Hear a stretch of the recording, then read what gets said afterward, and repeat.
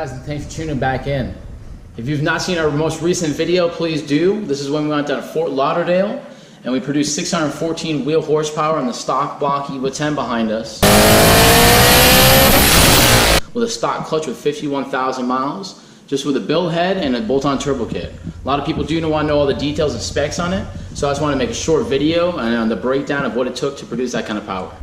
So getting right into it, on our turbo kit back here, we have a bolt-on turbo kit that we got custom made down here in Tampa, Florida by Tyler at Oddessy Fab.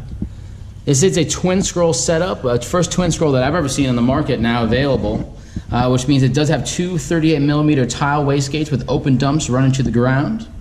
We're gonna have a 3-inch downpipe in the back there running to a 3-inch stainless test pipe and matching STM single side exhaust, which we're very pleased with.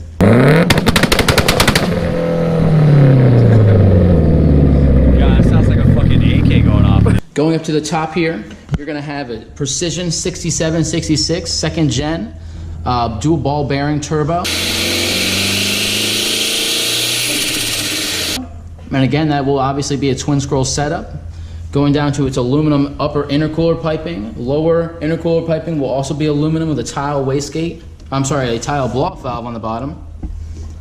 Typically, we'll also have our 4-inch intake straps in right here.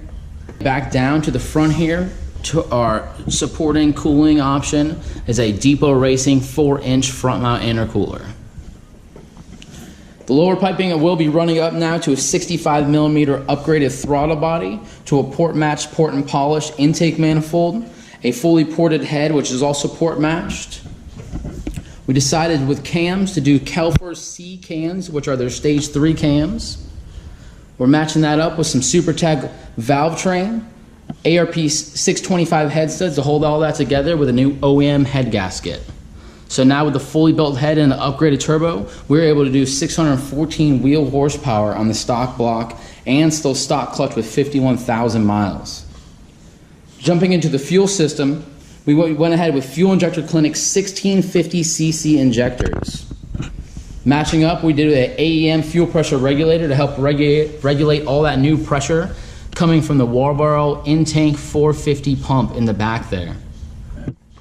We also did do an inline fuel filter, and also we wanted to go true flex fuel opposed to going dual map, which a lot of EVO 10 owners like to do. So we went ahead and sourced out the Driven Fab flex fuel kit, which actually plugs and plays right onto the top of your tank, integrated with your stock computer system. So when you get it tuned, your tuner should be able to, if able, to make it true flex fuel, so you don't have to switch in between maps. You'll literally be able to just go to the tank and switch yourself in between pump gas and E85.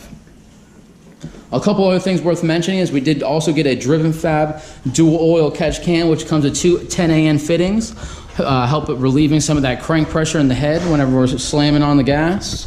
And recently we've added the new oil cap breather filter up here, which also is an aid for relieving some of that crank pressure, which if you want to see a separate video or wonder what that's all about, we do have a couple videos down, us putting this in. So go ahead and check that out as well. Well guys, that's pretty much it. That's all it took us to produce 614 wheel horsepower on the stock block EVO 10. Do stay tuned. We have a ton of new plans coming out, which I'll be releasing the actual plans we decide with the rest of the block and the rest of everything else we're going to be doing with this. I hope it did answer any questions you guys already had. If you do have any others, please comment in this section below and I'll try to answer them as soon as possible. If you have any suggestions for videos we should make with the car, or cars we should race, anything like that, please do comment in the section below as well, and we'll try to make some things happen. Well, till then guys, thank you so much for tuning in, and stay tuned for the future. To the future!